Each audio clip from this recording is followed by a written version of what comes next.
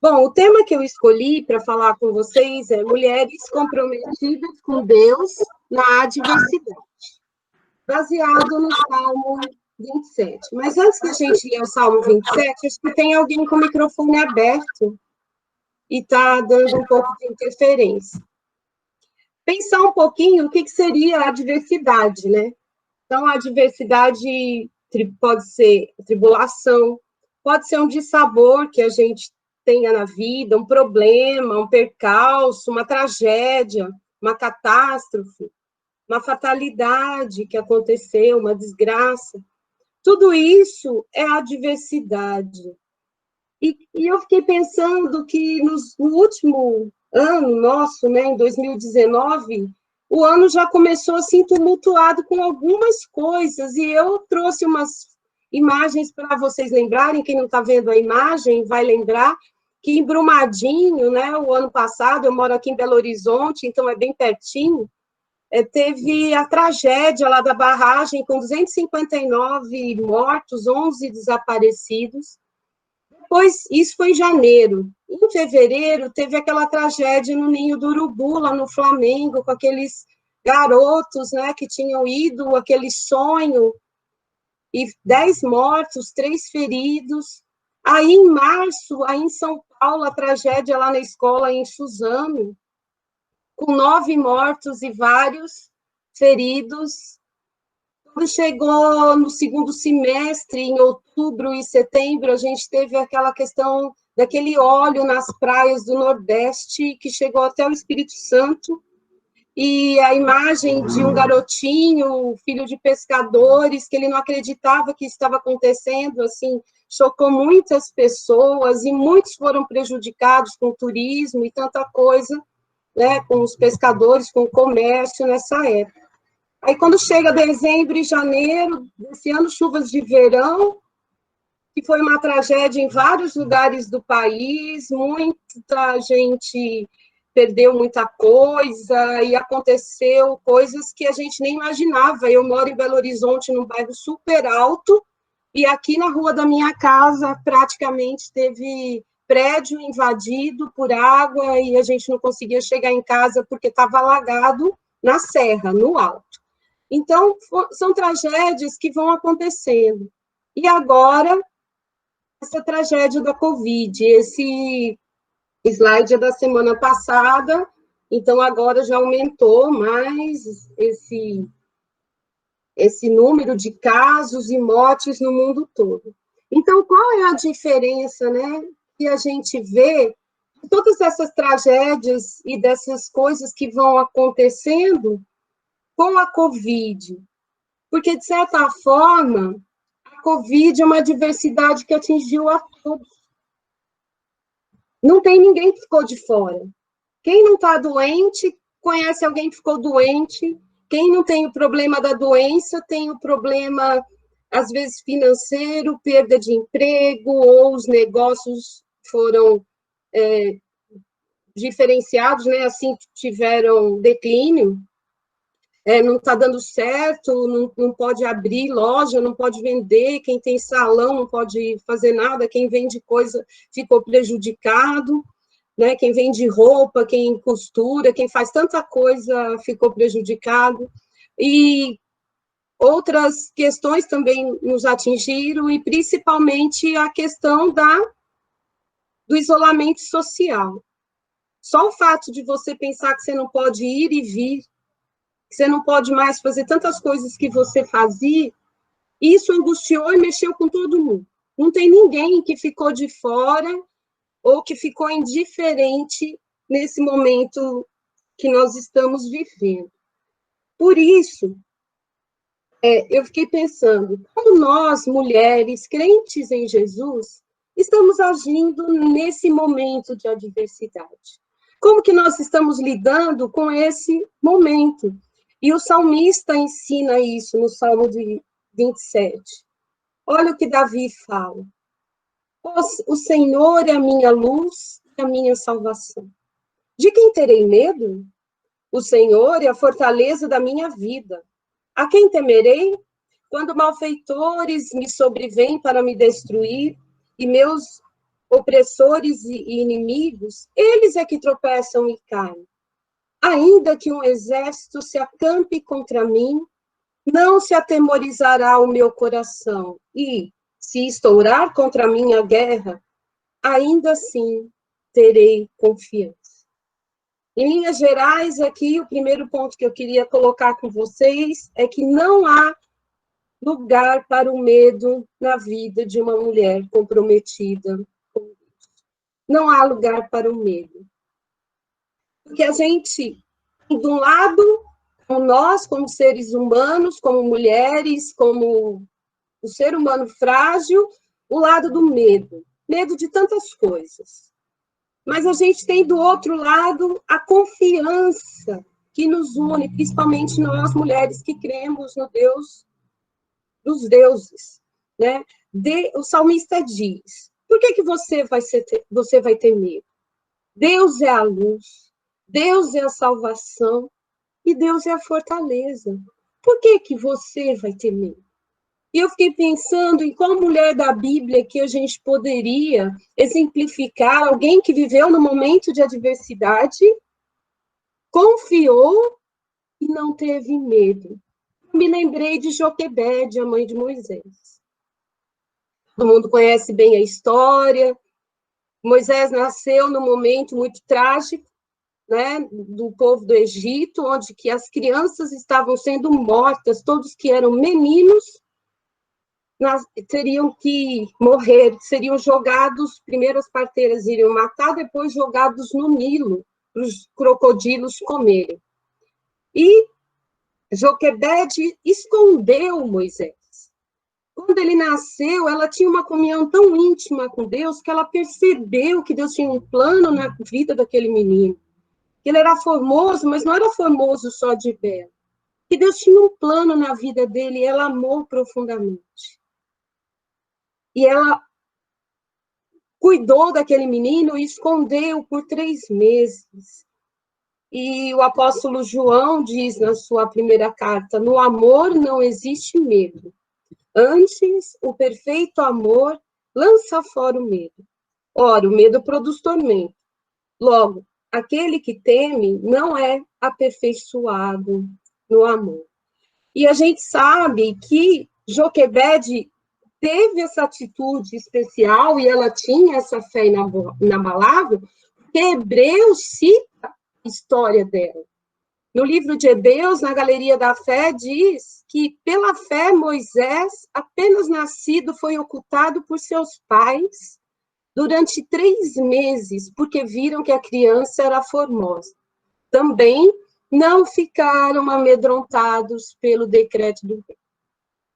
Aqui fala os seus pais, mas lá em Êxodo fala bem de Joquebede. É claro que um colaborou com o outro, mas ela era uma mulher que conhecia o Deus dos seus antepassados e acreditava nas suas promessas. Em meio a uma situação adversa, Joquebede tinha uma fé inabalável. Ela confiou que Deus daria um jeito, e a gente sabe que Deus deu o melhor jeito, né? Um segundo ponto que a gente vê no Salmo é que uma mulher comprometida com Deus procura refúgio na casa do Senhor. Olha o que diz o verso 4 a 6. Uma coisa peço ao Senhor e a buscarei, que eu possa morar na casa do Senhor todos os dias da minha vida, para contemplar a beleza do Senhor e meditar no seu santo templo. Pois no dia da adversidade, ele me ocultará no seu pavilhão. No recôndito do seu tabernáculo, me acolherá, elevar-me-á sobre uma rocha. Agora será exaltada a minha cabeça acima dos inimigos que me cercam. No seu tabernáculo, oferecerei sacrifício de júbilo, cantarei e salmodiarei ao Senhor. O salmista coloca que o Senhor é a luz. Ele não precisa ter medo nem da guerra, porque o Senhor ia livrá-lo. Mas uma coisa ele pedia a Deus, que ele pudesse morar na casa do Senhor todos os dias da sua vida e contemplar a beleza do Senhor. Davi vivia fugindo, né? dos seus inimigos. A maioria dos salmos é da angústia dele em fugir dos seus inimigos. Mas ele tinha prazer na presença de Deus. Morar na casa do Senhor todos os dias da minha vida. Então, fica para mim, eu, pessoa, eu, ser humano, buscar e contemplar. E para Deus, o ocultar e o acolher. A Bíblia fala ali no Salmo, né, o texto diz assim, Deus me acolherá no seu recôndito. Deus vai ocultar os meus inimigos, ele vai me acolher, ele vai estar comigo. Ele me protege, ele cuida de mim. E Calvino afirmou que esse trecho do Salmo fala do afeto pelo culto, não do templo, mas da presença de Deus no aconchego do tabernáculo. Então, não é a questão de, eu vou estar na igreja como ambiente social, né? Mas do fato de você estar querendo cultuar a Deus, estar na presença dele, naquele aconchego que tem o templo, aquela comunhão com os irmãos. A coisa mais importante que Davi coloca ali é contemplar a beleza de Deus, louvando e salmodiando em comunhão com os santos. E eu fiquei pensando numa mulher da Bíblia, mais uma vez, que tinha esse prazer de estar na presença de Deus. Eu me lembrei da profetisa Ana, lá registrada a história dela em Lucas 2, 36 a 38, que esta não deixava o templo, mas adorava noite e dia, em jejuns e orações. A profetisa Ana não deixava o templo. E ela ficava lá, ela era viúva de 84 anos, e ela ficou pouco tempo casada, mas ela gastava o seu tempo agora em adorar o Senhor. E ela teve o privilégio de, quando Jesus foi levado pela primeira vez ao templo, dela estar lá, e ela vê o Salvador, e a Bíblia diz que ela passou ali, saiu correndo pela multidão, né, proclamando e dizendo das maravilhas que ela tinha visto no templo. O fato dela estar na presença de Deus fez com que ela tivesse a oportunidade de presenciar a primeira ida do Salvador ao templo e conhecer o Salvador e ver que Simeão estava reconhecendo Jesus como Messias. E no Facebook, a fala de uma irmã do Rio de Janeiro, umas semanas atrás, ela colocou assim, e eu achei interessante.